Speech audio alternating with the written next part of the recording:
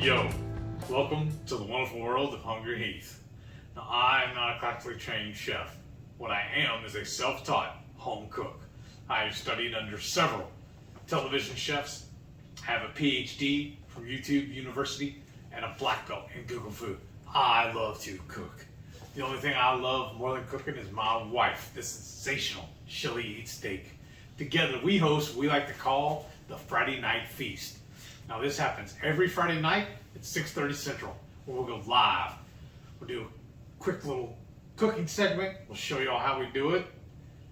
And then we'll just sit around afterwards and just shoot the breeze with all of y'all in the Hungry Horde. We love hanging out with all y'all every Friday night. We have a blast. Thank y'all for tuning in. If you could, make sure to hit that thumbs up for me. Good. Subscribe. Yes. Tell your friends. Today's video is going to be part 2 of our keto story. It's going to cover how and why I went keto. And I'm still saying it's all her fault. Y'all know she's the brains of this operation. I like to tell everybody that I'm a dutiful husband. I am completely domesticated. My theory used to be, my outlook on life was I was never going to get married. My plan was to date, die. That's just how it was going to be. And just by chance, I got suckered into talking to this one. A mutual friend of ours on Facebook. I don't know why. Kind of set us up, maybe, sort of. But anyways, that's another story for another time. I got a little sidetracked. Tell them, in case somebody didn't hear before. Y'all know I'm a 3rd generation carpenter. Or okay, if you don't know, that's what it is. My father and my mother's father taught me everything about being a carpenter, being a cabinet man. Well, in doing so, I had my own remodeling company for a while. My father and I had our own company for a while. And in doing so, several of my friends throughout the past have asked me to come and do stuff at their house and fix things for them. I ended up being a handyman for a little while too, as a little side job. Well, one of those friends, it's just a really bizarre story too, I guess, in my opinion, because she had my phone number and she could message me on Facebook, but instead she just made a general post on Facebook asking anybody that could get a hold of me, if anybody's seen me or whatnot. And she wanted some stuff done around the house, and then doing so, Shelly made a comment on that post. Well, you made a comment because they were like, "Why are you looking for Heath?" You made a very raunchy comment. I did no such thing. I'm a proper gentleman. Y'all believe that? I got some lakefront property in Arizona. Yeah, I can tell you. Are you gonna say what you said or no? That's a story for another time. That's the adult-only story. But he said something rather risque. They really piqued her interest. Well, first got her attention. I was just like, I remember distinctly, I was at my mother's house. She had fallen asleep, as always. She'd put on a movie and be asleep in 5 minutes. And so I was just scrolling Facebook, and I saw our mutual friend, she posted this, and I'm like, well, that's kind of an odd post. And I saw there was 30 comments. I'm like, geez. She's an old poker buddy, and you got to be thick-skinned to hang out with her. And that whole group, and so they wanted to just pile on. Yes. And then so I'm reading the comments for entertainment, and everybody's just like, "Oh, Donkey this," and because that was his nickname in poker, and they were saying all kinds of stuff. And then I saw him make a comment, rather risque comment, and I was just like, I said, "Oh, well, hey." So I flirted, which was kind of unusual for me. I don't know what mood I was in, but I flirted back, and then you were all like, "Oh, well, hello." We got a live one. Let's start talking to her. Yeah. So he starts what are we going to do? Messaging on Facebook. So it's all public there, back and forth. And then he sends me a friend request. And I'm like, okay. see who this dude is. Like, I don't know who he is, you know. It's like I was friends with her with a different group, not in the poker group. He knew her in the poker group, so I didn't know who this dude was. We've never talked before, never seen me, and then I never even heard about him from her. When I would do like singles events, he was never at them, and she never mentioned him or anything. Because I think at the time she was living in Katy, I was living in Alvin, and I was way up here north. Yeah. So I lived about an hour south of her. Yeah, and so he friends me, y'all, right away. If somebody sends you a friend request and you accept, comment right now. Who then makes the first move to say hello to the other person? Comment down below. I'm going to give you all time to comment. Oh, you're going to pause the video so they can comment? Yeah, pause right here so you can comment right now when someone sends you a friend request and you accept it. Who makes the next move? Now, wait a minute. Time out. Is this the story about me going keto? Yes. Or about us dating? Us getting together. See, that's a long enough pause. So my thinking is, he should have commented. He didn't comment for 2 weeks. And then finally, so we're just like Facebook friends. So, I like some of his posts or whatever. And then out of the clear blue, 2 weeks I was playing hard to get, and obviously it worked pretty good. So 2 weeks later, when you finally decided to talk to me, we started talking on the phone. We swapped phone numbers. Well, we went back and forth on Messenger, and then we finally. Well, are you gonna say what you said? No, I don't. Oh. I don't remember. Oh yeah, I said you keep liking my posts, but are you gonna talk to me? Yeah, like he expected I was supposed to talk to him. So obviously it worked. Well, look where I'm at. I know. Now she can't get rid of me. Reinforced bad behavior, right? So then we start talking. Then we're within 4 months we're married, y'all. Yeah, and then no, she left the best part about that also. The day I come over to meet her, she'd gone out gallivanting around with her mother and her best friend or whatever. For the first time when we meet in person. She wanted me to meet her here at her house, and she was an hour late getting here. And I'm never late. And I drove an hour. It took me an hour to get here, and then I had to sit in my car for an hour. And I'm never late. We actually just got back from a trip, and I'm never late, but I blame it on my mom, who's always late. She just kept delaying We things. told her when she does pass away, we're holding her casket for an hour. Right. So, and we just flown back. I think that's when we did the England trip, and we just got back that day, so I had to help her unpack and different things, and it just took forever. And then and while you're here, why don't you look at this for me? Right, basically. That's where she is. Yeah, and so met him, and then 4 months later we're married. Yeah. So go from there, your keto story. So we got married, and this was going on 9 years ago. Yeah. And we've told the story before about how we consider ourselves foodies. Like, we went to meetups all the time, different things, did, restaurant openings, and like, we love cooking together. That's the thing too, I remodeled her kitchen here at this house. And a buddy of mine that I used to work cabinet jobs with come and help me do it. He actually did the tile on the backsplash for us. And he pulled me to the side. He goes, "How long you known this girl?" he goes, "And you're already living here, right?" She says, "Did she move you in just to remodel her house? And then like a week later, you're gonna get thrown out?" I mean, it worked. So we were just kicking along, and then like she said, everything was going smooth. Like I feel like everything was great. Yeah. And then y'all, the story we told y'all were how she got sick. Well, 1 second. I'm sorry. That's fine. Talk about your history. Oh, when we met, you were already way overweight. Like, you have no idea how much you weigh. Right. I didn't care.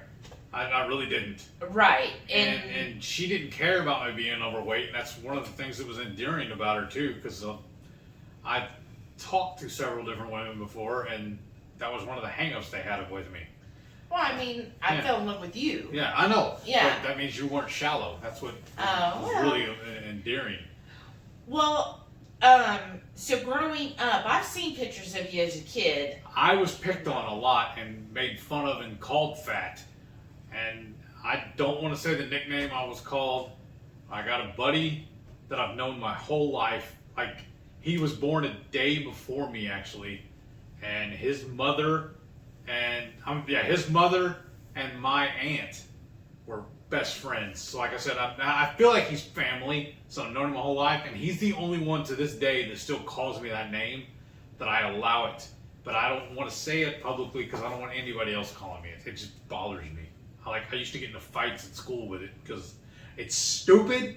It's a stupid name. But it just bothers me when people call me it. I still have, I guess, PTSD from it. And I got picked on all the time at school for being overweight.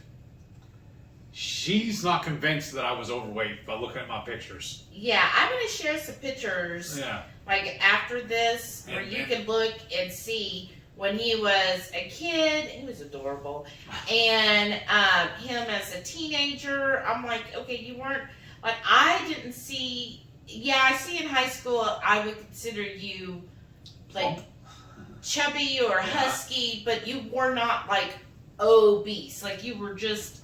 No, I look at it now, I wasn't as big as I was when we got together. Oh, no. And... but I think what led to me becoming overweight, though, is a lot of it was when we got together. I was working a construction job for a cabinet company. I was doing inspections. I would go and measure the houses. I would go back and make sure the guys put them in correctly, and then I would do homeowner appointments for the cabinets. But I was in my truck all day, every day, or 5 days a week anyways, driving from job to job. So what I would drive through, I would go through the drive-through for breakfast, I would go through the drive-through for lunch, and then I'd probably order a pizza or eat something like frozen pizza, stuff like that, for dinner. And then I would just sit on the couch or at my computer in the evening. So I was sitting down, I was sedentary, and just eating. Carbs and carbs and carbs. Like y'all have heard me say before, my favorite foods have always been pizza, tacos, and hamburgers. So that's just carbs, carbs, carbs. So I just kept blowing up because of that. Well, and then in high school, though, do you think there's any particular reason you started gaining weight then? Or you just... I love to eat. Right. Well, you were going through a lot at home, too. And then also, I would eat extra stuff. I remember going to like the drive-thru and stuff after school and eating on the way home. Because I was living with my grandparents, and I would catch a ride over to the bank where my grandmother worked, and I would hang out and work an extra job for her there, for that bank. And then the evenings, I'd go over and right afterwards, I'd go get me a burger. I would eat, the value meal, burger, fries, and of course a large drink or a shake with it. And then we'd go home, and I'd eat dinner with them. And then that was every day of the week, basically. So you ate a lot of fast food. Yes. From a teenager on. Yeah. Like, that's just what you did, was eat fast food. Pretty much, yeah. Okay, and I remember one time you said you had roommates that were working. Yeah, back when I was, this was after I'd already graduated. I was working at that same company, that same cabinet job, and I had two roommates actually. And one of them worked at Papa John's, one of them worked at Pizza Hut, and I would get free pizza all the time. Yeah. All the time. So, yeah. Oh, and then also I had another buddy of mine who his sister worked at Pizza Hut, and she would send me stuff all the time, told me to just take care of the drivers. So, did you ever diet? Like, never. When you were a kid, teenager, adult? Never dieted for anything. I didn't even, honestly, it wasn't until we got together that I found out that I was a diabetic. And I don't even remember how that happened, or why I was diagnosed then. I don't even remember what happened. I think it was because of the car wreck. Oh, okay. When we all had to go to the doctor. So you never even really went to the doctor, like, at all? Never. I mean, I did when I was a kid, when I was in, I guess it was around, right before junior high or something like that, when I broke my nose. That's the last time I remember going to the ball. Because I broke my nose playing baseball. We were at practicing, and I misjudged the ball. the ball hit the top of the glove and hit my nose and broke it. And for whatever reason, we never, my parents never took me back to get it reset. From what I remember anyways, that were supposed to take me back to have it reset or do something to it, and I never did, and that's why I'm a mouth breather now. And that's why I snore. Oh. Because my nose is all jacked up that way. Well, okay. So, you never dieted, Never. which that just, how many of y'all, like, that blows my mind because, like, I've dieted since I was literally a child. I have been on every single diet possible, and then I meet him, and he's just like, he's big, he's handsome, and he's like, no, you're beautiful the way you are. Like, you know, to have somebody that loves you just for who you are is just amazing.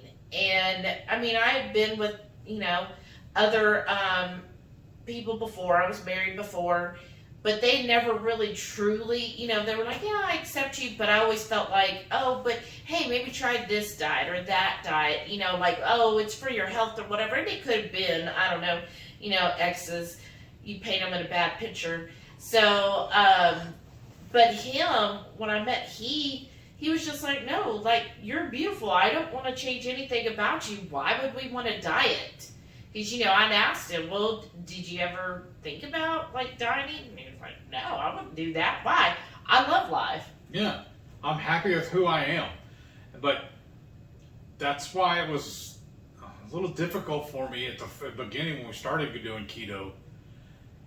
Because, like, it sounds bad, but it sounds like, I mean, it felt like kind of like I was ambushed when I finally caught up with her at the hospital. And she's like, well, you have to do this with me. And I'm like, oh, okay. Because all I could see or think about was all the stuff I couldn't have anymore. And it really, really messed with my head for a while. And that's why even now you'll see me sometimes, some of y'all who are in these different keto groups we're in, when we're doing, you know, we join everybody's little discussions on their live shows on YouTube and everything. And you've seen, or I've told you in person too when we do meetups and whatnot. People are like, well, you can't have this anymore. I quickly tell them now because my mindset has changed. It's not that I can't have that. I can eat whatever I want, whenever I want. I simply choose not to anymore. And that's when that switch on my head, when I was thinking, is what did it for me. And honestly, what really, really sealed it up, because I was unsure about how this was going to work at all. Yeah, because tell me, when I told you in the hospital, I know you were like, ugh, but then why did you go ahead with it? One, she asked me to. Every other thing she's wanted to do, or every idea, she's been right on. Two, it was about 6 weeks, wasn't it, after we started?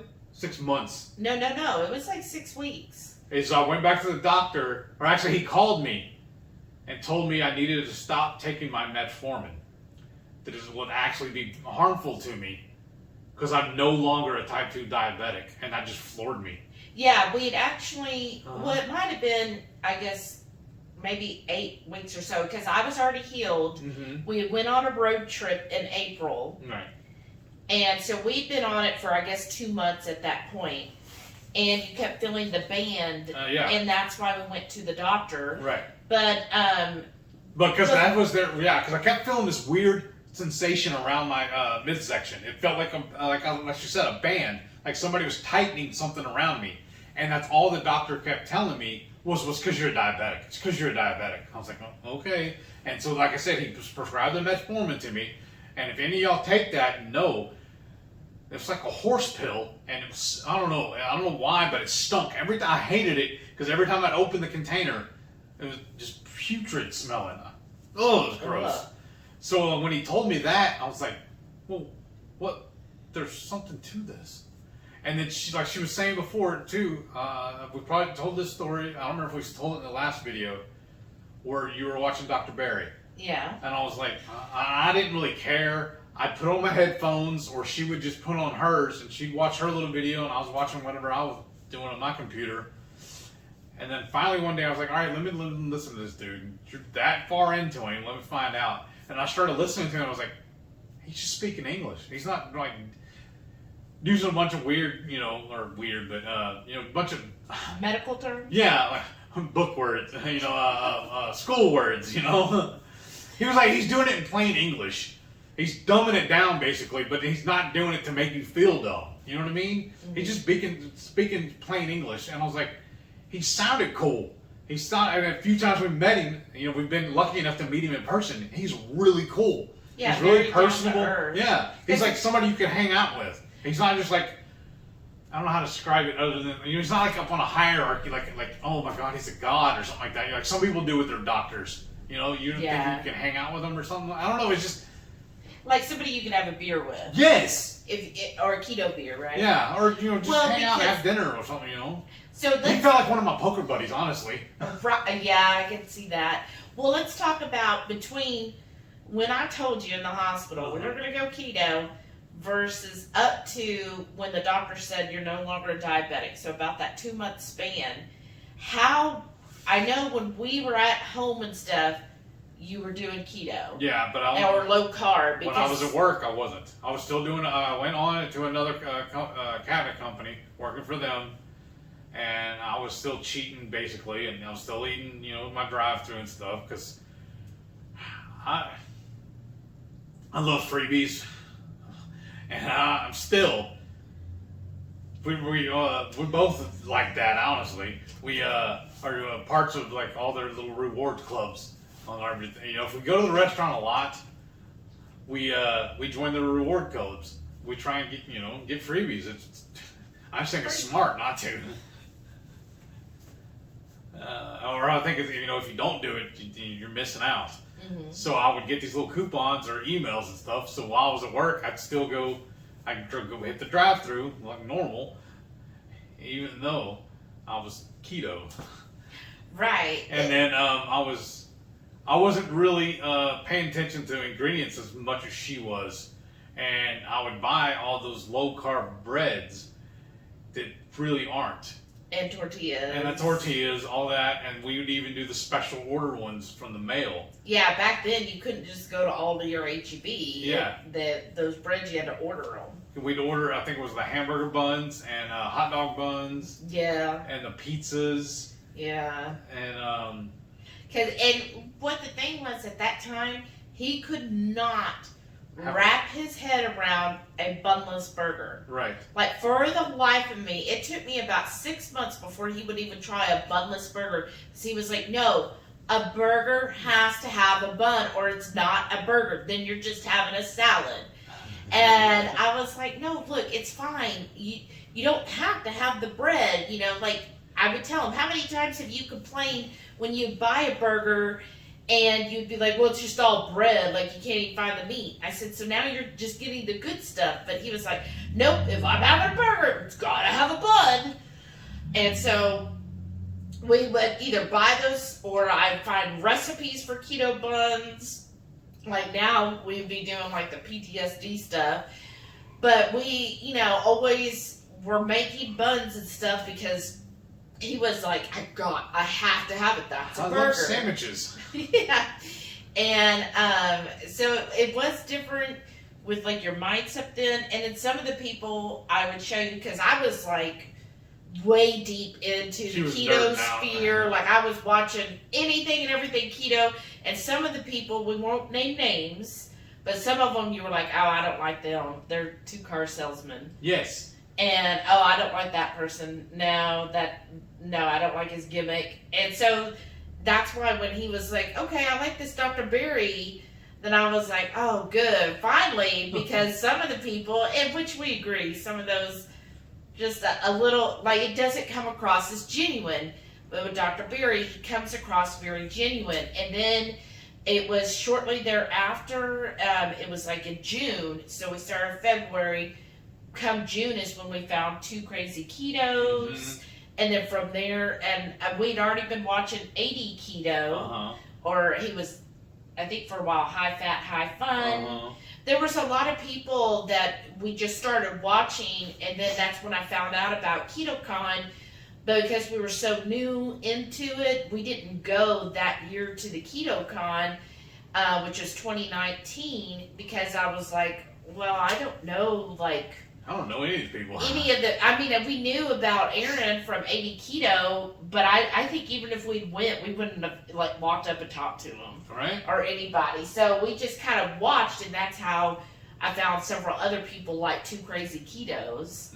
So, backing up again, so from February until you reversed your diabetes, so you were basically doing keto, low carb, in my presence, but you were still eating regular standard American diet outside. Yeah. This is why I tell people, like, if you have a partner or whatever, don't stress if they're not, like, if they're helping you be low carb or keto when you're making the meals, don't stress about what they're doing outside. I didn't stress. I mean, sometimes I would make little comments, of course. Sometimes. You know, like, it would be healthier if you just didn't do that. But it helped me, like, reinforcing, like, thank you so much for eating this. Wasn't that delicious? Didn't you love the bacon? Like, the positive reinforcements. And then him, like, starting then to watch the different keto videos like Dr. Berry puts out. And then it wasn't me telling him. Now he was hearing it from Dr. Berry's mouth. Which, that anytime, anybody, if they hear it from a third party, they're going to be more receptive to it. And then it did take us a while to get everything straight, because we had to cleanse our pantry, like, what, 3-4 times? Yeah. Because what I've always heard, that when you know better, you do better. So the more we learned about it, the more we delved into this, that's when we... And then I felt bad about that, too, because most of all that stuff we gave away to, like, my family. Remember? My sister. Yeah. I'm like, if I care about them, why am I giving them poison? You know? Well... That's, in fact, but at the same time, I didn't want to just throw it away. But, yeah. But... Especially if it was open. The unopened stuff we would either donate or see if we get a refund. The worst they're going to do is tell me no. Right, and so he would take some of it up there to the grocery store, see if they would refund him or give him store credit. And then if they didn't, then he would just put it in the donation barrel. So we did do a lot of that too. Okay, so we went on a road trip. He was feeling that what we now know as the MS hug. Yeah. He was feeling that, and so we went to a doctor. And I'm telling y'all, this doctor, I was like, I was all armed with Dr. Berry's information, right? I go in there and I'm like my usual redhead self, like I'm ready to attack, right? And the doctor just keeps saying, well, it's your diabetes. It's your diabetes. And I'm like, what part of diabetes would cause that? Well, I don't know. It's got to be diabetes, though. Because it's almost like if your only tool is a hammer, everything's a nail. That's what it seems like. Mm-hmm. But what had happened was, I was working that job where I was telling her I was going to cheating, eating the burgers and stuff. But I was still doing still working for a cabinet company. It was a different one, but I was doing the inspections. And I don't know why, but the other company, I would do everything off of a clipboard and all my paperwork, right? But this one had me using a tablet, electronic, little computer thing. And I wasn't watching where I was going. I was looking at the tablet as I'm walking, and I tripped walking into the house. It's a brand new house. I tripped on, they had a little brick ledge going up on the front porch, and I didn't see it because I was looking at the computer. I tripped and hit my head, cut my eye open pretty bad. And it messed up my eyes. I started having really bad problems with my eyes. So we went and took me to the eye doctor, and she told me there was nothing wrong with my eyes. My eyes were perfect. That there had to be something wrong with my head. I was like, that's great. Everybody's gonna tell me there's always something wrong with your head. And then I went and got an MRI, and that's when I figured out that I had MS. Yeah, but that first doctor didn't do all that. That was just a general doctor. Yeah. He's like, I don't know, you gotta go. So when he found out that so he called you, so back up because you did fast forward quite a bit. So you went to that doctor and find out why you had the MS hug, Because when we were Googling everything, it kept coming back MS, and he I was like, well, I don't have that. he was like, I don't know anybody with MS. Yeah. So he's like, can't be me. So when we went to the doctor came back, then it ran the test, the A1C, and then he called you. Yeah, that's when he told me to stop taking the metformin because I'm Yeah. no longer a type 2. And that's what sold me on keto. Yeah. And that's when I was like, all right, I'm convinced. And then on that road trip, we went to that one barbecue joint, remember? And they would give you Texas toast as your side. And they gave us basically a loaf of bread for as much as we ordered. Yeah, that was later on. Yeah, but I just remember, though, that guy sitting next to us, the table next to us, ended up just making conversation with him. And he's like, so you don't miss bread? And I looked right at him. I said, no, I don't miss being a diabetic. I said, no, I don't miss it. Right, yeah, so that was another road trip. I thought it was the same one. I'm No, sorry. the road trip where we went on, where you felt the hug, is when we ended up going to the Grand Canyon. Oh, okay. And because you kept feeling that, and that again, you weren't like full-fledged keto Right. Then when we got home, you went to that That's doctor, and then that doctor was like, after he told him, yeah, you're not diabetic, and then he was like, okay, so what about this thing I'm feeling? He goes, I don't know what that is. He was like, okay, well, I guess we'll get you an MRI.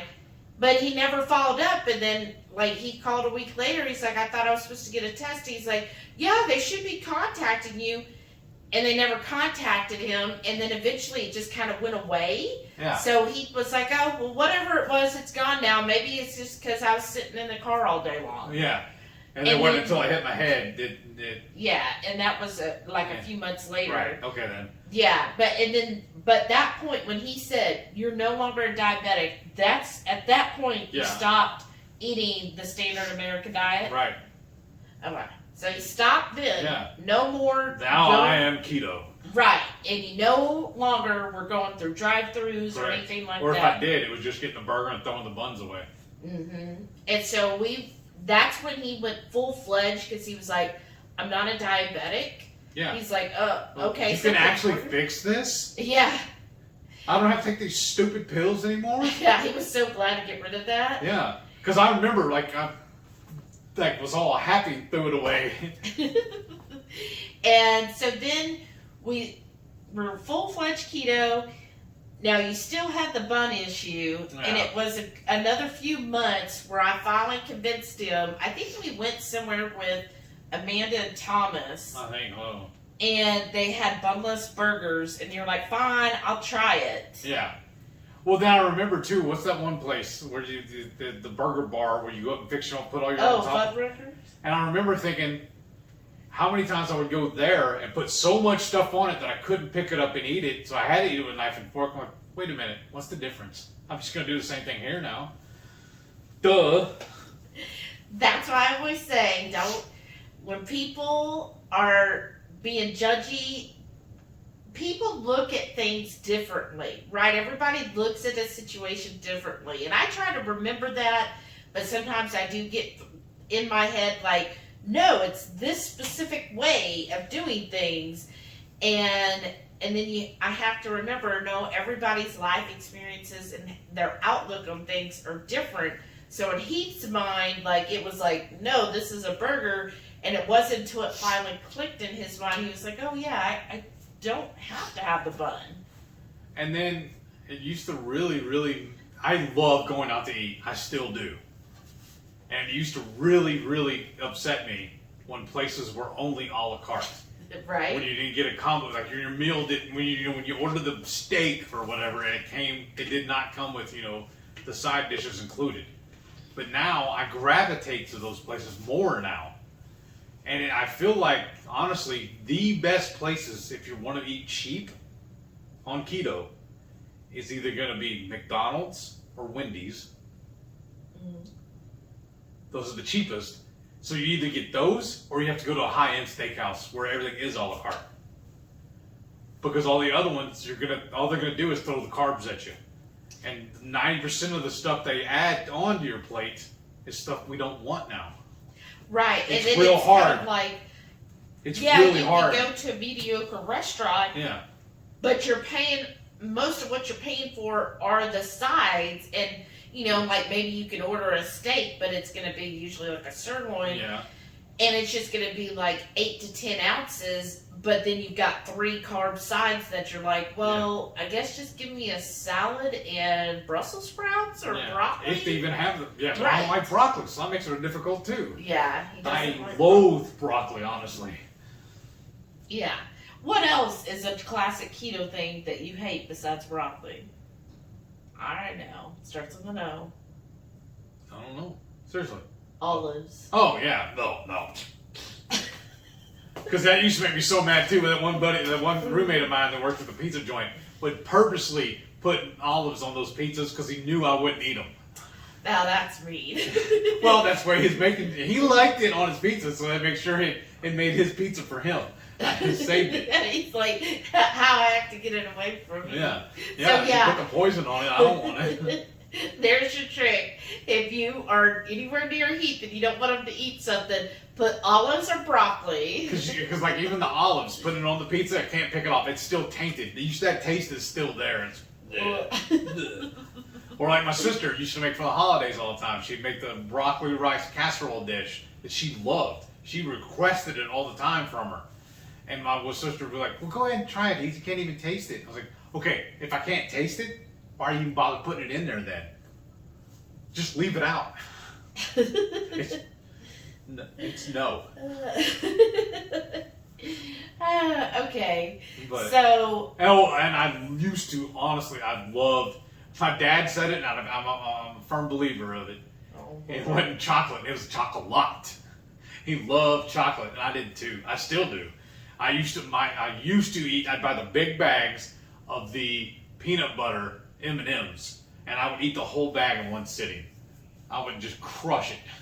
Yeah, because the big ones, because, you know, speaking of your diet, your standard American, because obviously you love fast food, right? Yes, I used to love going to CC's. My record was 46 slices. Yeah. But also, let's talk about what you would buy as groceries pre-keto. What was your favorite items to get every week? And y'all, this was not part of my upbringing, so it was new to me. I loved Tostino's pizzas, and I really liked the Mexican one they had.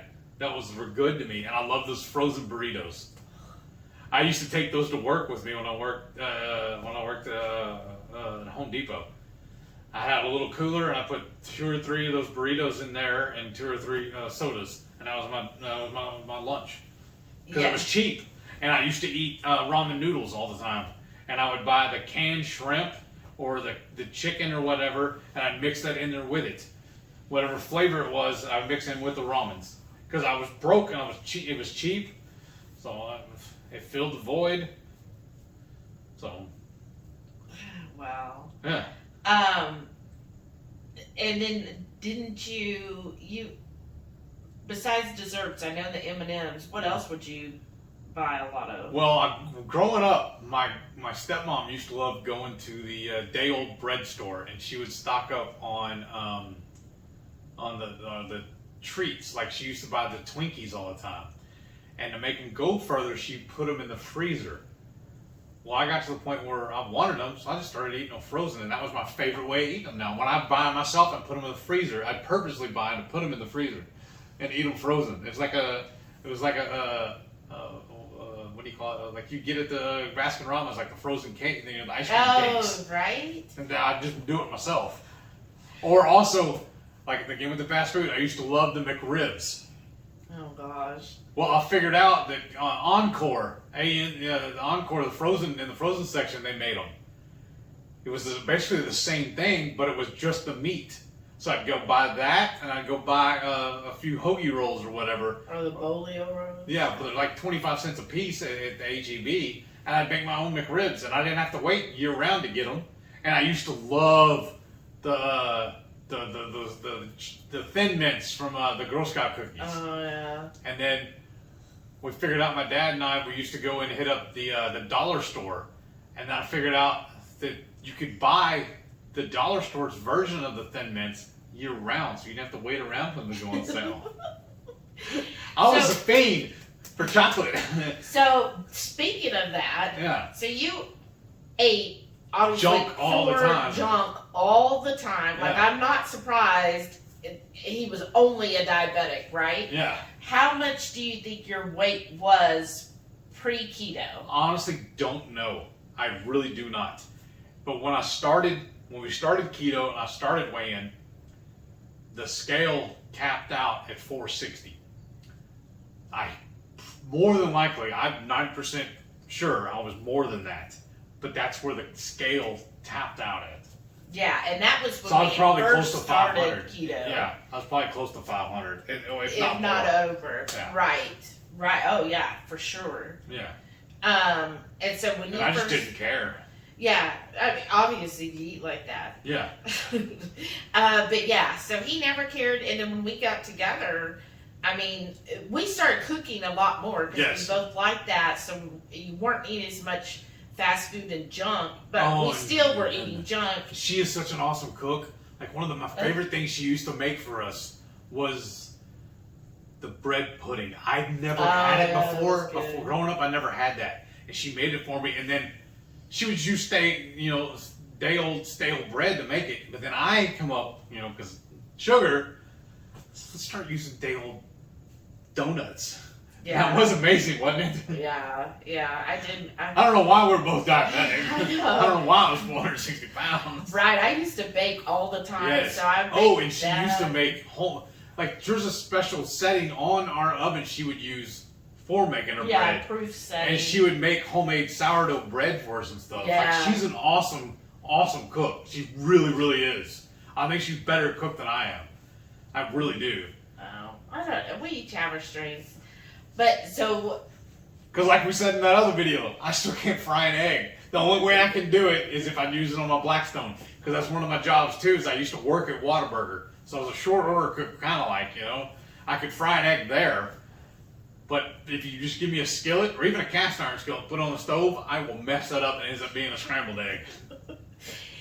So we think that probably at that point, especially in the cruise, I mean, we were Yes. eating 3 times plus snacks, evening desserts and snacks. We would always do all the excursions, but then we would do what they call the chef's table. And Yeah. we would count that because it's kind of pricey, Yeah. but we would count that as an extra excursion, basically. That's how we justified doing it.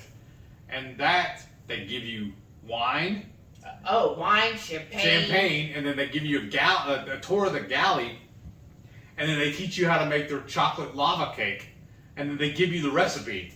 Yeah. So I would say on that cruise, he was probably topping over 500 just because by the time we got home and he'd already started implementing keto when he finally weighed, he was topped out at 460. I was so big that when we wanted to go out to eat, I would either call them or look it up online and see if they had regular standard chairs. I refused to go somewhere if they only had booths because I could not fit. Now, I look forward to going to a booth. And then what size shirt were you wearing? An 8XL. I made sure I had that long. Like this one right here, I feel is too small. And Joe from Two Crazy Keto is always on me about it because this is a 3X and I feel like it's too small. No. I It's need- hating off of you, I but guess. anyhow. But yeah, he was wearing an 8X and it was not big like this. Like the 8X, it just... I had to go to the specialty big and tall store to get them. Sometimes even special order them. Yeah, because they would run out, and then do you remember what size pants? I want to say 56. I think so, and I don't know if you want me to share this, and that was not going around your belly. No, I had what in the South we call it Dunlop. My belly done locked over my belt. Yeah, like he would wear his pants underneath his belly. Yeah. So yeah, it was a 56 under the belly. Yeah. He could not get the pants with his belly in it. The most astonishing thing to me since I've done this, because it's been a little over 3 years now. When we started, I was wearing a size 13 shoe. Now I'm wearing a size 11. I've lost that much weight that I had to go down in shoe sizes. And that's amazing. Yeah. It just blows my mind. Well, and so right now, you went from an 8X shirt, 8XL tee, and now you wear... Sorry. A 3XL or a 2X. Yeah. And then what about your pant size? You went from 56 with the Dunlapping to like a 42, I think now. 42, but that's over your belly. Yes. They wear them like you're supposed to. Yes. Because that was a little bit of, sometimes could be embarrassing. Yes. I mean, that's just amazing in itself. And so, after you found out we went full-fledged keto, we were moving right along, you were doing all the keto stuff, then that's when you hit your head. That's when we went to the eye doctor. The eye doctor was like, no, it's all in your head. And he was like, great, thanks, doctor. That's what she always told me. No, it's not in my head. It actually is something wrong. And so then that's when we couldn't get in with anybody, you know, how it is. So we just went to we went to an urgent care, and they were like, no, you have to go to the emergency room. We're like, oh my gosh, you know, it's just so high, the deductibles and everything. So we go to the emergency room, and that's who does the MRI. Yeah. And that's who referred him then to a neurologist. They were like, look, you need to go to a neurologist. Yeah, from what we find out, yeah. Yeah, and so that's when the neurologist you have now, that's how you found him, and then that's when he diagnosed you with it. Ooh, with that reminds me. Multiple sclerosis. I was supposed to call him yesterday to find out where remember he's moving to a new office. Yeah. I thought they gave me the information, but I can't remember where we laid it down. But yes, so that's when you were diagnosed with multiple sclerosis. Yeah. So that was roughly, I guess it's been almost 2 years ago now. Almost, yeah. And so at that point when you were diagnosed though, we really didn't change anything.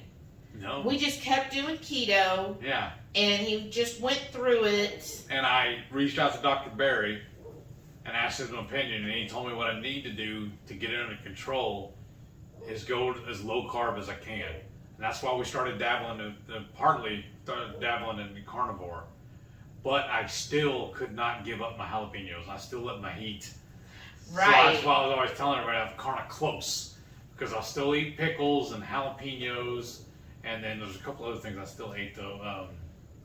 I don't remember what it was. I don't even remember now. No, well, we did pretty well doing carnivore for a while, for several months, and you were feeling good. You were doing well. Really well. And then it just so happened, so I guess that was about 5 months, and then that October of 2020, I think. Yeah, 2020, then that's when we started eating a lot, like we were getting these pizzas. Oh yeah, the low carb pizzas, and they use that fathead dough in them. And we were making those a lot of times too, and I always seemed like I always had problems. And then we were making those kolaches with them too. Remember? Yeah, so we were using a lot of almond flour to make stuff. Yes. And then plus we won't name it here because no bad thing against them. Yeah. But we ordered these keto bars that were absolutely delicious. Basically just straight up candy bars. They did. But the number one ingredient was almond flour, and then also we got the peanut butter flavor, so there was peanut butters. And we went from, we're just going to share one bar a day, to then we were each having a bar twice a day. Right, because it was that good. They were very addictive for us. They were really good. So at that time in October 2020, we were eating those like every single day we were having 2 of those bars each. And then plus we had ordered this pizza, and it had almond flour and stuff, and he was just, I didn't like it when I ordered it. It did not sit well with me. He loved it, so he ended up eating like 4, like we had ordered 4 pizzas. Because they were doing a deal like 3 for 1 or something like that. Yeah, something like that. And I still do love leftover pizza, like even cold. Yeah. And so I would just eat on it for a couple of days. And she didn't want it, and I just kept eating it because it tasted good to me. Cause, like I said, I love pizza. And then that's when we figured out that I had a really bad flare-up. And well, talk about your flare up, like. Yeah, it was really, I don't know, really weird because I had what they call drop foot, and it actually affected 2 different times both of my feet. And like it was so bad I couldn't even drive because my foot, I couldn't, like with my right foot, I couldn't work the gas pedal. It was that bad. And we just figured out, I don't remember if it was the doctor told us or if you were doing the research on it. I was doing the research. And you figured out I'm allergic to... Well, yeah. Yeah, so we figured out, so he was so bad, which I know we kind of covered this if you've been following his MS journey, but he had such an intense flare-up. At the same time, he had also lost his job. It was kind of due to the pandemic and everything. Yeah. So that had happened. Then and that's probably why we were kind of eating the keto junk food as well. Just all that stress, right? So you had the stress from not being laid off. Yeah. And then the stress of eating all of that, then you're just eating that junk food, right? And so he had this really bad flare up. He fell 3 times. Yeah. And when he fell, he could not get up. In my mind, I'm like, to me, he is my knight. Like, he is so strong. Like, I think he could do anything. And so when he fell, she has more belief in me than I do. I'm like, so just turn on your knees and get up. Like, but I couldn't. Right. I'm like, I could see him moving his arms and his legs, and he could feel everything. So in my mind, I'm like, just turn your hip and push yourself up. But in his mind, it wouldn't click. It wouldn't click. It was really hard for me to wrap her hand around it. Yeah, because I'm like, you just need, like, I would get on the floor and tell him, look, just move your hips like this. And he was like, look, I'm trying, but my body's not. So it was like a disconnect in his brain.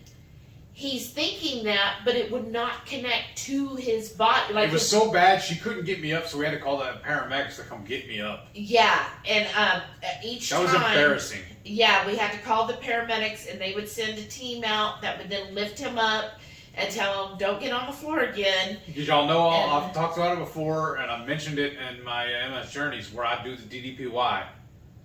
And I was watching an interview with him, and he was talking about using, it was real helpful to use hyperbaric chambers. Oh, yeah. So we found a place not too far from us, so I could go do it. And I felt amazing. I was like, I was telling her, I was like, yeah, this is going to be good if we can do this. I mean, yeah, it's kind of pricey to go spend the time in it, because you climb down in this little thing, and I felt good the whole time I was in there, but I was so bad off, I couldn't get myself up.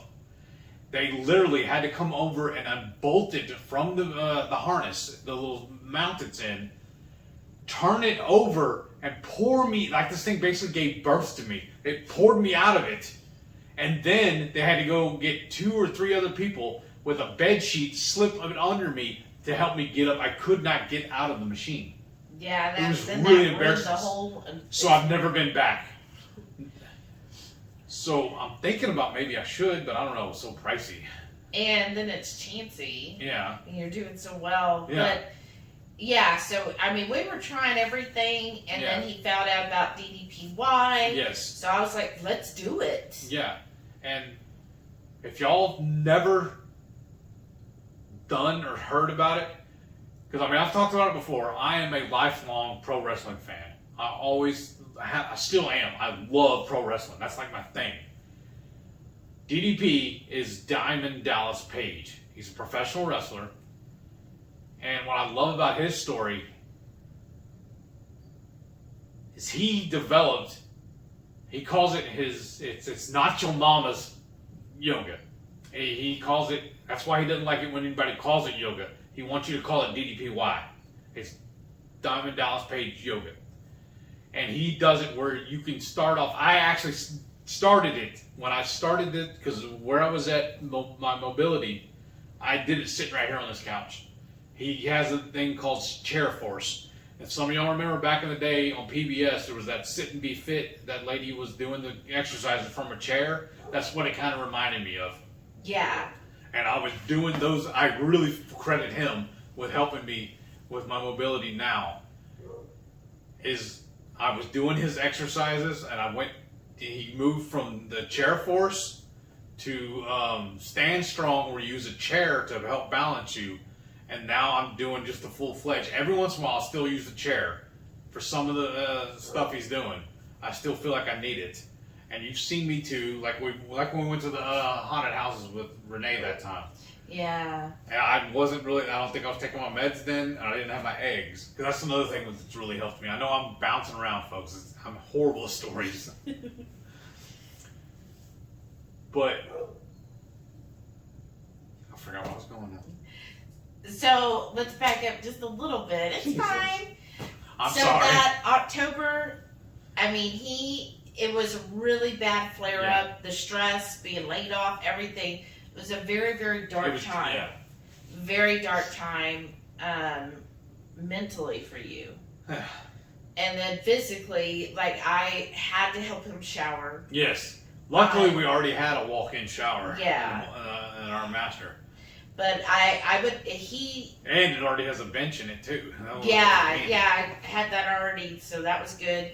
Because he could not stand on his own, and he didn't trust himself to even go barefoot, to even, like, if he had to use the restroom in the middle of the night, he had to wake me up. Yeah. And I would have to get on that side of the bed, put shoes on him, because he felt like he couldn't actually walk barefoot. Yeah. I would have to put the shoes on him.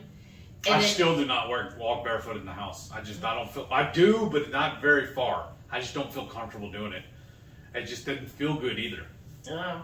But I would have to get up, put the shoes on him, and then bring him his walker, and then be there with him while he went to, the restroom in the middle of the night. So it was very difficult, and I mean, you really had a hard time, and that's really the whole reason we started our channel. Yes. As a positive outlook for you, a positive something for him to do and look forward to. And then that's when we really buckled down. So I was doing research, right? Because that's how I am. If there's a problem, I'll find a solution. So I'm researching everything, and that's when I found out, almonds have something in them that can affect the nerves. MS, multiple sclerosis, is a nerve disease where the myelin sheath that's the covering of the nerves gets disintegrated, right? So anything that's going to affect the nerves, I'm like, okay, no more. So almonds have, I forget now what it is, but there's an ingredient in them that does that. So I'm like, no more almonds. And then I found out peanuts or legumes, really. I love peanuts and peanut butter. Yeah. But legumes specifically have what's called lectins, and lectins people have found are not good for those with MS because it's going to attack the myelin sheath. And what's really bad is you go and look at all the keto treats, and 90% of them, the main ingredient they use is almond flour. Yeah, or peanut butter. Yeah. It's like one or the other, right? So those are... No. Yeah, so when I found out about the peanuts or legumes, I was like, okay, no more peanuts or legumes, which, I mean, peanut was the only one, but like lupin flowers come out, and I'm like, nope, you can't do that either. That's a legume. And I love cashews. And that's... Well, those aren't even low carb. But, oh God, those are so good. And I'm like, no more almonds. So we cut those out immediately and went basically as low carb as possible. For a while, he wasn't even having the pickles or the jalapenos. You were just eating meat. Yeah. And then after a couple months, you started feeling better, which y'all could watch those MS journeys where he just was slowly getting better and, got past that, which... I was so depressed too because I was sitting there thinking, well, I've reversed my type 2 diabetes, so I'm on top of the world. Everything's going great, and all of a sudden, boom, I get hit with this MS thing. I was like, that's not fair. I just beat diabetes. Now I gotta deal with this, and they tell me there's no cure for it. So, I don't know. It was pretty dark for a while there. Yeah, and you had said before, you were like, well, keto, it's supposed to be the healthiest thing, but how come I still have MS? Yeah, because it doesn't beat that, obviously. Well, so that was October 2020. Here we are, May. If y'all go look those videos, I was wearing an eye patch still then. And, yeah. And you could see me going from using a cane, I'm just using the walker, to using a cane, to now I'm able to get up and walk around on my own. And I think that 1 is diet and 2 is exercise. Yeah. It really is, because even though you're like, well, keto, but honestly, that was October 2020. Mm-hmm. We are at 18 months now since that happened. Right. Because there was one point too, whenever I had the flare up, that they sent that nurse over 3 times to give steroid injections. Yeah, I mean, it was a really bad flare up. They ended up actually upping my meds. I was doing 7 milligrams. Now they've got me on 14. Right. But when you had your last MRI last year, so finally got over that. He's doing great. And then you had your MRI last year, no new lesions. Yeah. To me, that's a win. I'm like, yeah. I mean, maybe you had, obviously you had MS before, because when we think about it, hey, when we just started keto, you were already having MS symptoms. We just didn't know. And she said, she researched and she did find that it was calling it an MS hug. Yeah. But we blew it off because I wasn't diagnosed then. Yeah, and we were like, nah, that doesn't sound right. That's not what you think of. So he was already exhibiting symptoms of it, and I think when you went keto, that did help keep the flare-ups down. Yes. And then I think it just happened in October. The stress. Yes. The almond flours and all of the lectins that you were eating, it was a bad combination. Yeah, basically poisoned myself. Right. But now it's been 18 months, and how have you been doing since then? Fantastic, I feel like, honestly. I know I'm not cured. It's not in remission per se, but I feel like I got it under control. We're just really, when we do go out to eat, that's why it bothers me so much when I go to look up a brand new restaurant and they do not have an online menu.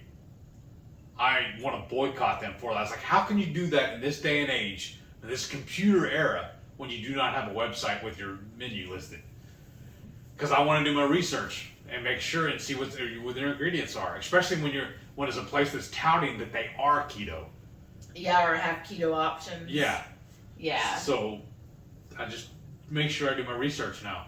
Yes. Because and that's what we've learned too, is always ask questions. I mean, and to me, especially if it's a place that says they're keto or whatever, if they won't tell you the ingredients, then I just don't go there. I'm like, okay, I can't trust you. Yeah, if you're not gonna, they're like, well, here's the macros. I'm like, I don't want the macros. I want the ingredients. Well, it's proprietary. Okay, then, well, you can take that proprietary, put it over there, because you're not getting any money from me.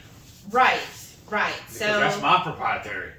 It is upsetting, and I know sometimes like it's a small business and so forth, but it's important. We have to have detailed ingredients. Not just saying something is keto or low carb or gluten free isn't enough. Right. And then a lot of times I still have problems with my eyes. Like staring at the halo right now on this camera kind of bothers me a little bit. And then going inside and out, I make sure when I'm at work, because I work at a computer job now, that I do not go outside, because going in and out messes with my eyes. And when I go in, I have to do that when I go shopping, when I go to the grocery store. And it's so bad that I can't read the labels on the containers. So what I have to do is take a picture of it with my phone and blow it up so I can read it. Yeah. Well, sometimes I have to do that too. My eye doctor said it's called 40s. But I don't know. I'm happy where things are at right now. I mean, I wish I didn't have MS, but it's what it is. Yeah. And it's just, she makes sure, like when we're fixing to go on this cruise, she makes sure she fills out all the paperwork to let them know that my dietary restrictions. Yeah. I mean, we were already doing that when it was keto anyways, but now it's even more so. Yeah, like I put on there no peanuts, Yeah. no almonds, you know, just people put stuff in, right? Yeah. But overall, so I I guess. think I'm doing fabulous right now, honestly. Yeah, I do too. Like, Because I'm able to get up and do stuff I wouldn't before. Like I had to change out, I don't know, 10, 15 different fence pickets because they needed to be done. I was able to do it. You know, I mean, we sold our hot tub because that was the thing too. We used to love hanging out in the hot tub. But I have heated versions now. It'll cause a flare up if I get too hot. So we sold the hot tub. But in order to do so, we had to tear out part of the railing around our deck. So me and my brother were able to do that. Take it apart so they could move the hot tub out, and then me and him put it back in. I wouldn't have been able to do that several months ago because of my flare-up. Oh yeah, or even pre-keto, you would have just sat there and gave instruction like your dad did. Yeah. Or when we would just go to the store together, go to the grocery store, I always had to use the buggy instead of using my walker. I would use the buggy. Oh yeah. The grocery cart the MS. to get around. Mm-hmm. Yeah. And then I had for a while there too. Remember, I had to go to physical therapy to learn how to walk again, basically. Yeah. And they were trying to get me geared up so I could go back to working a job, you know, back to construction. That's why I'm so happy right now that I have a desk job. Yeah, me too. That is so helpful. And then the morning commute's amazing because I work from home now. But I mean, I feel like I'm getting all over the place. I apologize. I'm a horrible storyteller. Well, let's. Is there anything else you want to share? We'll just wrap up. I guess so. I'm just so supportive, or so thankful for so much support from all of our members of the HungryHorde. Oh yeah, and me y'all too. are the ones that have reached out and spoke up for me to get us onto the low carb cruise. Yeah. Because y'all have said that I deserved it, and that just blew me away. I am so grateful for that. Thank y'all so much. I'm fucking just starting crying right now. That was your video, not mine. And that's the thing is, again, the whole reason we started this channel, I mean, he had placed some videos up before, but it was never anything like serious, like, we're going to have a channel. Like, we never thought that. Like, we had done a couple recipes and like the chaffle fries or whatever. And we put it out there, but we weren't really serious. Like, okay, we'll, put out some of our recipes. People ask us to do that. And we were just going to, do that part and not got all into it. But then when he had his illness, it really changed the focus. Yeah. And it changed how we approach things, right? If you go through anything that is traumatic, if you have anything that is life-changing, it really does change everything. And it was from that moment that I pushed him, of course, because obviously that's what I do. I make him do things. And that's when I told him at that point, you need to get your story out there. I'm forever keto now. Right. And, well, it just showed that, there's other people, because you were talking to other people who have MS, and they never even thought about being keto, or even thought that diet had any bearing on their symptoms at all. Remember the buddy I was just telling you about? Yeah. His neighbor, because whenever I was telling him, like I said, he's one of my oldest friends. And I was telling him about it. He's telling me about how his neighbor has MS, and he put me in touch with him. We've talked a couple of times. He was recommending his doctor I need to go talk to. And he was telling me he never put two and two together when we're sharing stories about how he always felt better the more meat he ate. Yeah, he said, when he would have mornings where he had steak and eggs, he said he had so much energy that day. But he was just like, nobody, no doctor, facility, group, nutrition, anybody has ever said when you're diagnosed with MS that diet can help with any of it. And that's what we kept finding. Time after time, when we would research everything on YouTube and when we listened to other people, none of them thought diet had anything to do with it. They were just like, it's just MS. Some people get it. You're just unlucky. Until we did find Dr. what's her name, Walls or something? Yeah. And her whole thing was, oh, you got to eat a lot of vegetables. Right. But well, she was used to be a vegan. Right. So she still has that in her forefront of her mind. Right, but she found a lot of help. Yeah. She knows when she got rid of, wasn't it grains and sugars? Yes. She felt she went from being someone in a wheelchair to being able to walk just by eliminating sugars and grains. They call her approach the Walls Protocol. Right, and Dr. Saladino actually did an interview with her and straight up asked her, he says, well, do you think if you eliminated vegetables and just went all meat that maybe you can even be better?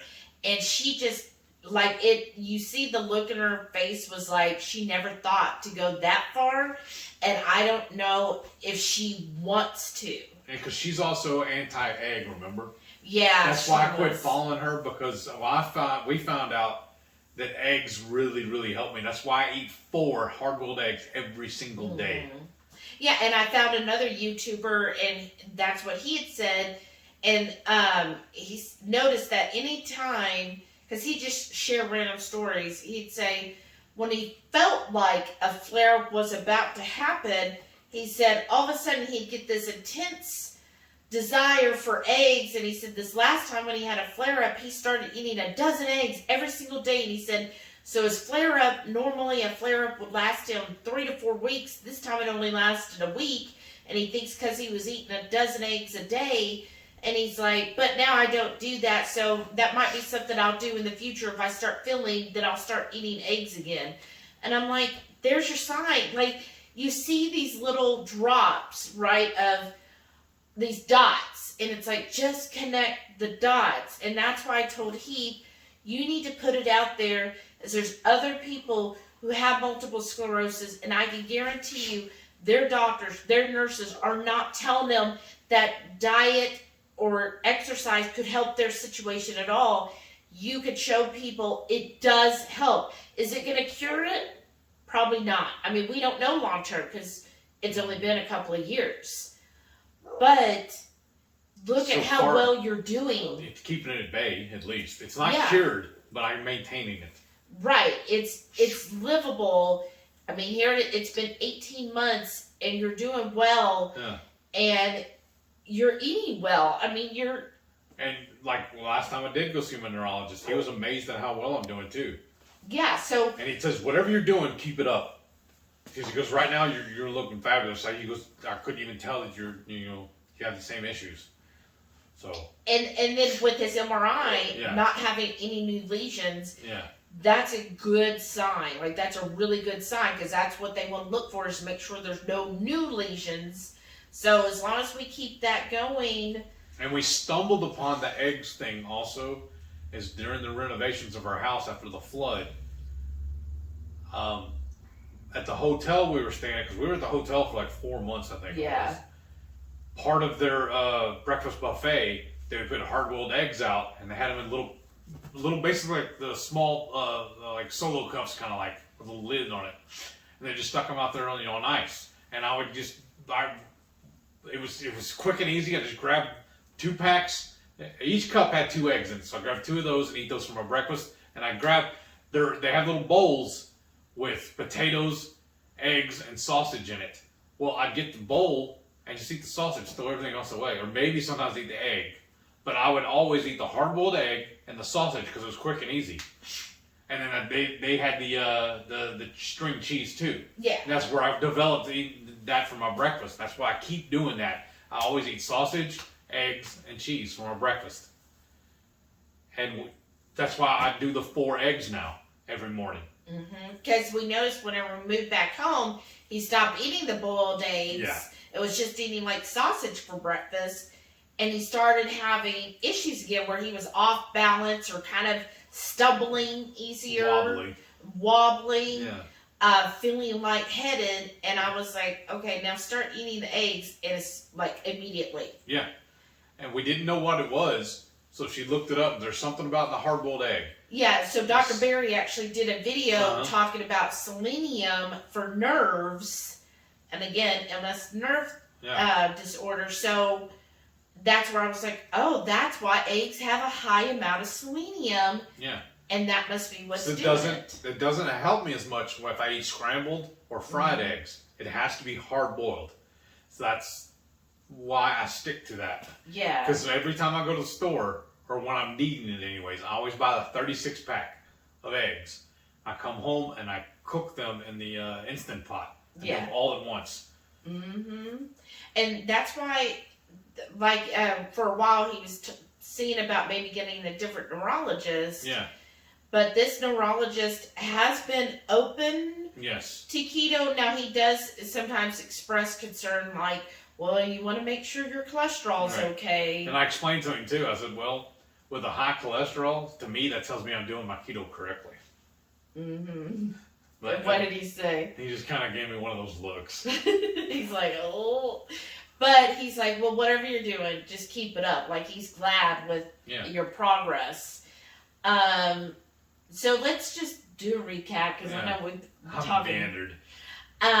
Overall, so you started at an 8XLT. Yeah. Now you're down to a 2XLT. Yeah. I know sometimes he wears a 3, y'all. I'm trying. But generally a 2X.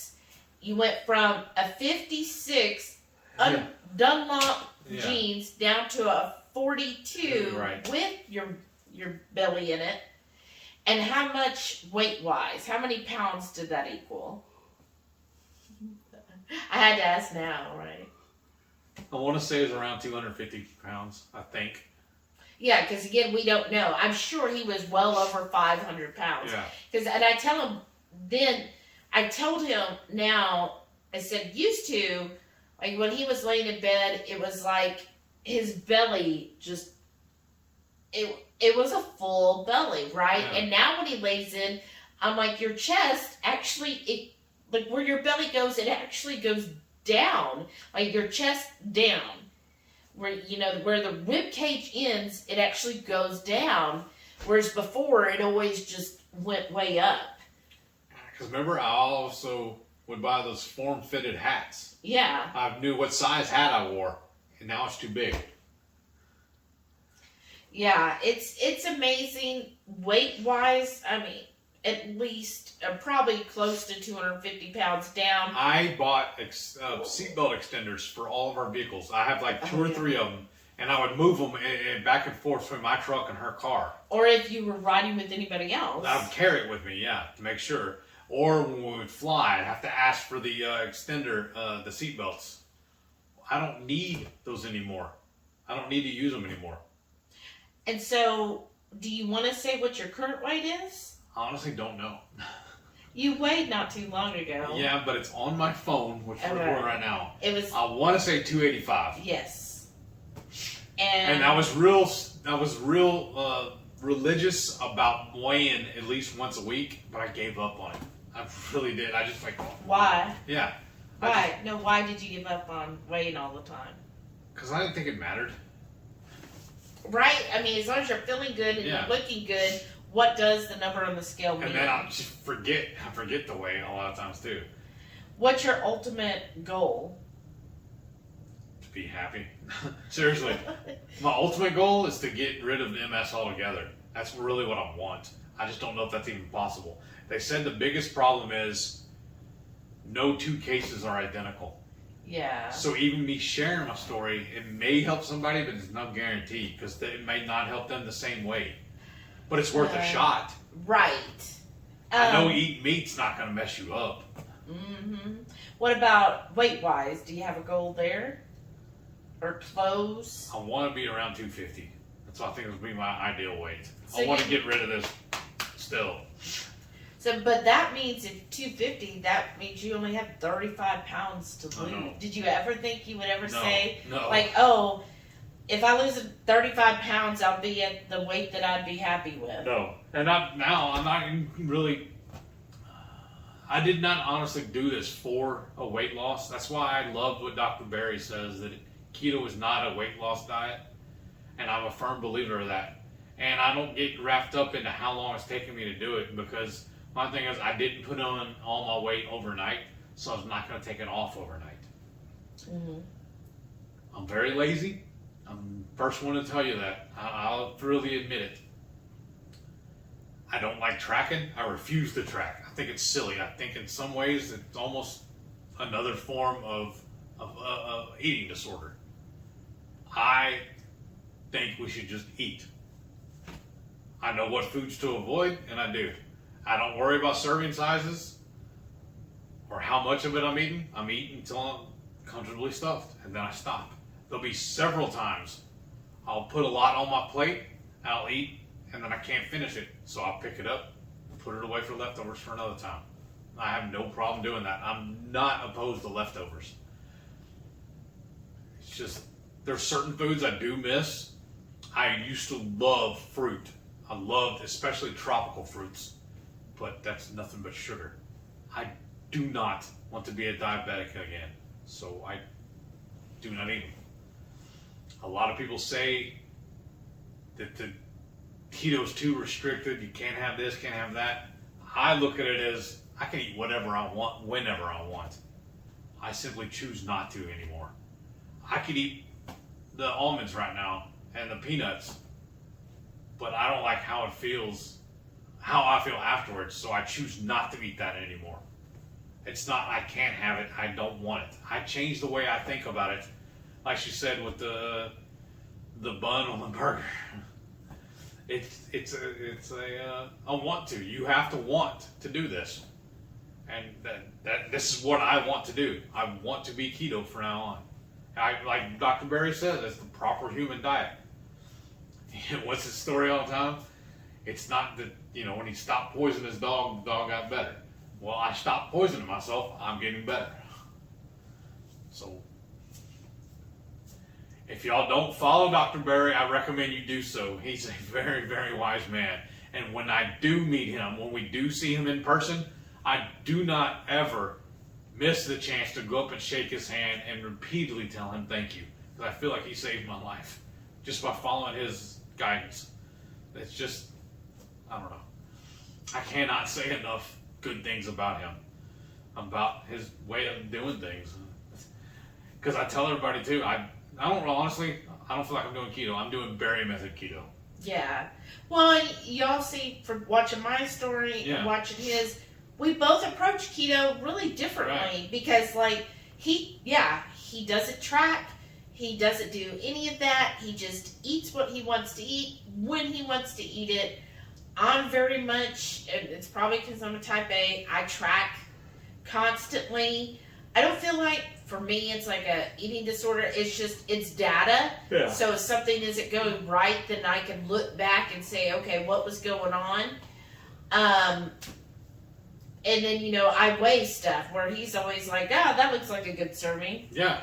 Yeah. So we approach things differently, so just keep that in mind. She's all the time, don't mix that together, I gotta weigh this out. Like, oh, that's right. Because he'll be like, just throw it all in there. And I'm like, no.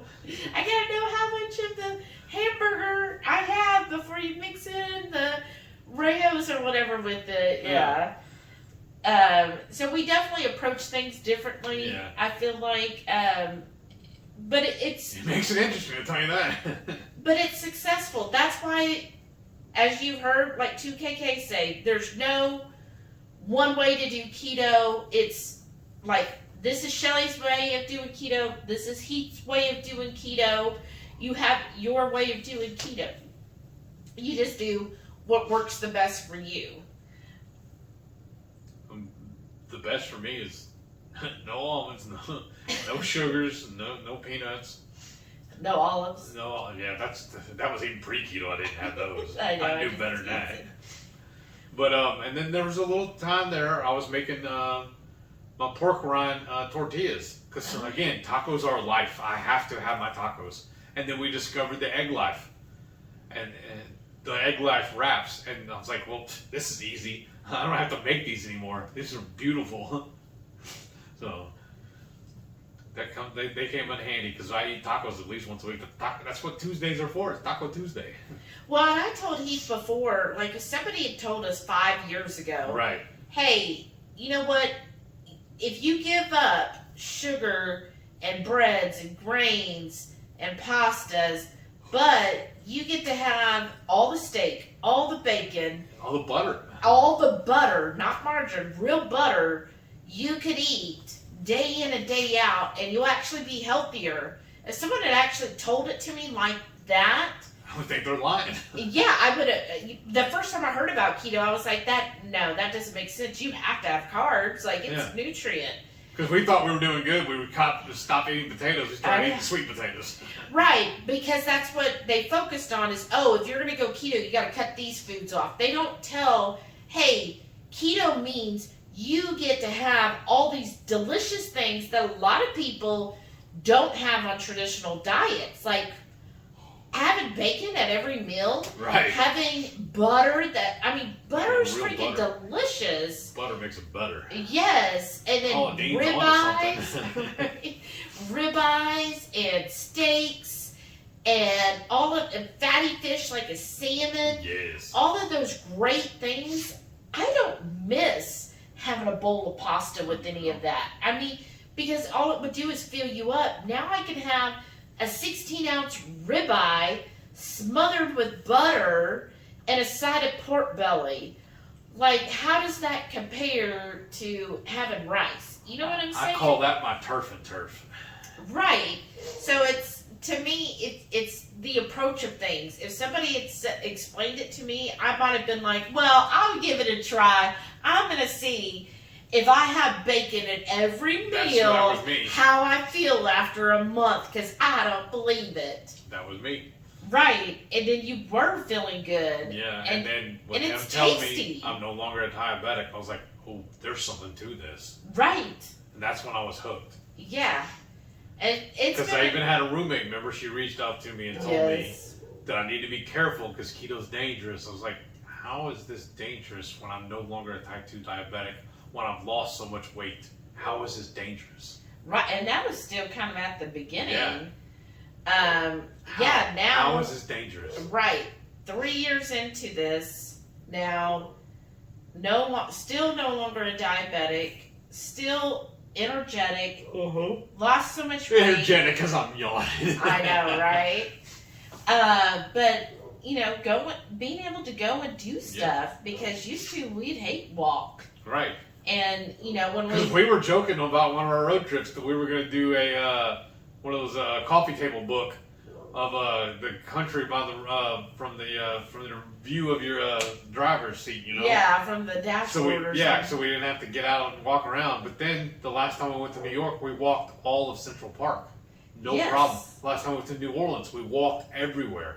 No problem. Niagara Falls. Same thing. We walked like 11 miles in one day. Which I know for some people, like 11 miles, that's nothing. But for me. But for us, like before, if you had told us, like we actually, when we would look at excursions and stuff, if they said, oh, there's a lot of walking, and I would say, well, how much walking? And they would say, well, it's, a lot of people who, no offense, that are skinny and healthy, when you ask them, well, how much walking is it? They're like, oh, I guess about a mile, because they don't care. Because they're flying through it. To them, a mile's nothing.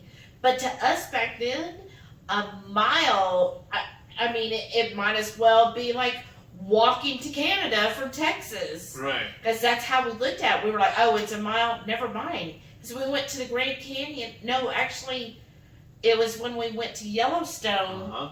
We were going to go and see the Old Faithful, but then we learned it was almost a mile walk, and we were like, oh, we can't do that. Same thing we wanted to go see where the Evel Knievel was going to jump Snake River, and then we was so far from where we had to park to walk over to see where he went, and we blew it off. Yeah, because it was... That was pre-keto, wasn't it? Yeah, because that was like about a mile walk. That's what they always tell you. Oh, it's about a mile, which to me, sorry...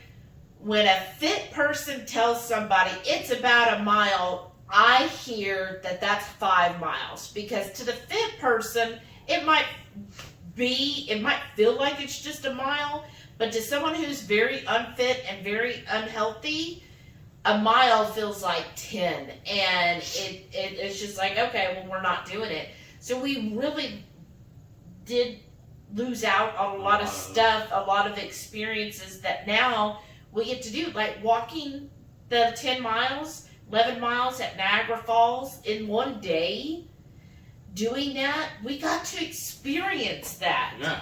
And I know before we wouldn't have, because it was just so hard to get to go through Central Park and see all of that, to actually experience it. Yeah. That's why I'm looking forward to when we go to Universal.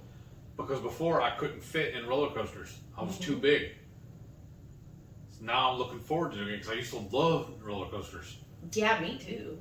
Yeah, because last time when we went to the Universal in California, Yeah. I was too big. Yeah, you were. A lot of the rides you were like, nah, I can't. Yeah. And I know there were several I still couldn't ride then, so we're both looking forward to that. It's been an amazing journey, but just like anybody's journey, it's not the end yet, y'all. We're still gonna be following up like on his illness journey, saying how he's doing with that and continue on. But I feel like in 3 years, I'll show some pictures here at the end. Your transformation has been incredible. I actually showed my hairdresser today because we were talking, and I showed her the picture. If you go to the community tab, there's a picture of Heath the other day where he was in his formal or nice slacks and shirt and dress shoes compared to him next to Scott Hall. Yeah. And I mean, just a world of difference. And when I showed Devin today, she was like, she just was struck. She is like, what? Wow, Shelly. Wow. That is a huge transformation. And yeah, and it really has been not only for me, what I see with you, of course, health, like you're not being a diabetic, like you reversed yours a lot quicker than I did. And then it's helped you with your MS in ways we would have never thought. And then it's mentally, it's helped you. And then just the weight, losing close to 250 pounds. Right. That's a huge, huge thing. And here it is 3 years later, and you're still going strong. Yeah, exactly. Like I said, I have no plans of stopping. Because remember that one friend of ours told us that, you know, keto doesn't work because when you stop, you gain all your weight back. Yeah. I said, well, there's your clue. Don't stop. Duh. There's no reason to stop. Right. Because the food is delicious. I mean, it's whole food. Of course it's going to be tasty. And then you're healthy. And I just, that's what I try to tell people when they're first starting out or they're new to it, or if you're experiencing your first stall or something, don't get discouraged. It comes in small doses that pay over time. Because you had stalls. Yeah. Right, yeah. I think that's partly why I stopped measuring too, because I was like, it doesn't matter.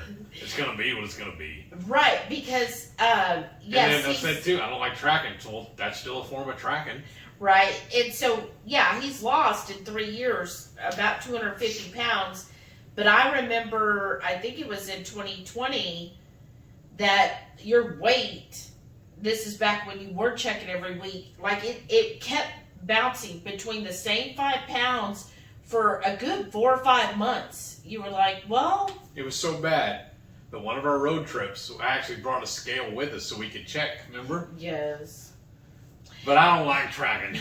I know. So finally, the stall broke because, especially if you've been overweight for a long time, it takes your time for your body to adjust, and it'll go through that periodically. But did you feel discouraged when that was happening? Kind of, actually. Yeah, I know you did, because you told me you were a little discouraged. Dumb.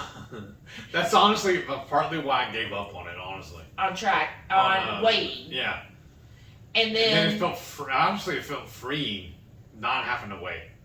Because I was like, why am I a slave to this thing? Yeah. Because again, it's going to be what it's going to be. There's nothing I can do to change it. Because, I mean, wasn't Joe's telling that story, you know, he used the bathroom or whatever, and then he got on the scale and he's actually weighed more. Yeah, after using the restroom, right. It doesn't make any damn sense. Right, because it's not going to matter what's on the scale. It's how is your clothes feeling, what's your health like. Exactly. I kept hearing that too. I was like, it's okay, why? Just stop. Quit being silly. Yeah, and then that's why every once in a while when you're like, gosh, I'm like, your clothes are like falling off of you, then you'll get on the scale and you'll be like, oh, well, I guess I've dropped some more weight. Well, remember I showed that one picture before of my belt. Yeah. I kept gaining weight, so I would drill holes in the belt, for my belt, for the notch to go into it. But as I'm losing weight, the belt kept getting bigger and bigger, and I want to save money, so I just cut it. And I just cut the belt and made it a smaller belt. And then you had to start drilling holes the other way. Yeah. Isn't that awesome? Well, I'm so very proud of you. Yeah? Well, yeah, because, I mean, first of all, for joining me on this journey. Oh, I didn't have a choice. Well, I mean, you always have a choice. Just, sometimes they're not the right ones. But you always have one. That's why I tell everybody, though, she made me do it. Right. But I just say yes, dear. She tells me all the time. The biddies will continue until morale improves. Goodness, y'all. Oh, goodness, he's in that kitty face. But I love you. I love you. But that's what I want to say is I want to thank you because I almost lost you. How can I tell you no? Well, exactly. Which I knew that. But no, I want to thank you Witchery. because you did join me on it, and you were supportive of me, which I think is the best thing in a partner is somebody who is supportive. Y'all know that. You have your supportive partners. So I was very fortunate that you are so supportive of me. And it was because of you being supportive and going along with my crazy ideas that I come up with that I feel like I don't get the bread pudding anymore. But it was so good. So good. We have gotten healthy together. Right? And, Yeah, because what did you tell me the other day? We were talking about this. You're like, yeah, if we wouldn't have done this, we'd probably be dead or in the hospital or something like that. Right. But because of that, and then also just sticking with it, that sometimes even though you did, put up a wall, that eventually you opened your mind up to trying bunless burgers. Well, because also, like, one of my favorite places was Whataburger. I loved that place. Even after working there, I still loved eating it. But then the price, I was like, it's not worth it to get a bunless burger there. It's not worth it because it's just, it's really, really good food, but it's just so expensive. Right. For the price of one of those, I can buy a pound of hamburger meat. Oh, yeah. Well, and then, but I want to say also with, you agreeing through all of this you went from being like this supportive spouse to now you're really the cheerleader out there. Mm-hmm. Yeah, because this impresses me too. I can wrap my hand around my wrist. I've never been able to do that before, and my fingers touch. Right. That's amazing to me. I know y'all can't really see it, but it's just amazing. That's what I'm saying is you went from somebody who's like, okay, I'm doing this keto thing because of my wife, to now you're out there. I'm Captain Keto. I know, right? Because you're inspiring others. Yeah. And as your usual self, being selfless, you do think about others, and I don't think you always realize how much of an impact that you do have on myself and on other people. On you. Yeah. You're the boss. That's why you're the warden. I know, but you're my pillar. Okay. Because you give me the strength. I know, look, you're already getting red. That's my shirt. But no, I really feel like we did this together. And I honestly don't know if, I know for sure actually, I couldn't have done it without you. Really? Yeah. And because I didn't have a choice. Well, I know, but the fact that, you did do it with me, it really was beneficial, I think, for both of us, and I just wanted to say thank you. You're welcome. I couldn't lose you. Aww. Well, thank you all again for joining us for our part 2 story. Sorry for rambling. I'm a horrible storyteller. Well, and then they want us to tell us that she wanted me to speak on the cruise, but tell me I only have 15 minutes. I'm like, how am I gonna do that? I have no idea what you're going to talk about. I don't either. I don't know what to say because I didn't know what I was going to talk about on this one. I'm just going to ramble. Oh, great. But thank you all so much. Again, it really, y'all have helped us tremendously in the Hungry Horde. That's really been a positive, uplifting. Every time you leave us comments, yes, like it really does make our day. Like 100%, our day is made when Heath is like, oh, we've got comments. Like, yeah, y'all don't understand. Oh, On YouTube, when we go through our studio, it'll pop up, oh, there's comments, and we look forward to that because when it just is, it's just exciting that y'all care. Yeah, y'all care enough to leave us a comment, and then to read the comments. We go through and read. We actually read them together. Yeah. Every single time. And then what we've done also, we're so pro YouTube now, we've actually turned off our cable and we only watch YouTube. Right. And so we have our scheduled channels we watch and we catch them when they go live. Right.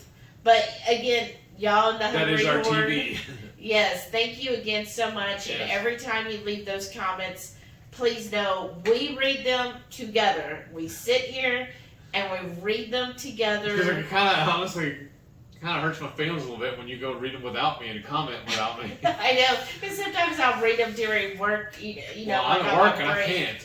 Right, when I'm on my break at work, I'll read some when I'm playing the video, and I'm like, oh wow. But then we always read them together, and then we reply and everything.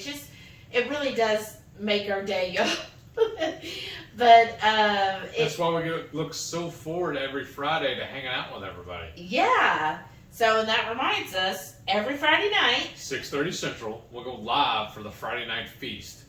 Now the only caveat is we're gonna have 2 Fridays coming up where we're gonna be on the cruise. We're not gonna be cooking. It'll be kind of like it was when we were at Keto Palooza, where we're all just gonna be hanging out, talking on there. I don't know how we're gonna do it this year. These next 2 Fridays, we're gonna figure something out. So it'll be fun though. So it'll be around 6:30 Central. Yeah. 7:30 Eastern. Yes. But definitely, if you can, tune in for that. We really look forward to everything. And if you like this video, give us a thumbs up. Yeah. Thank you. Make sure if you're not already, hit that subscribe button. Please. And then definitely leave us a comment so we can get excited and read them. Yeah.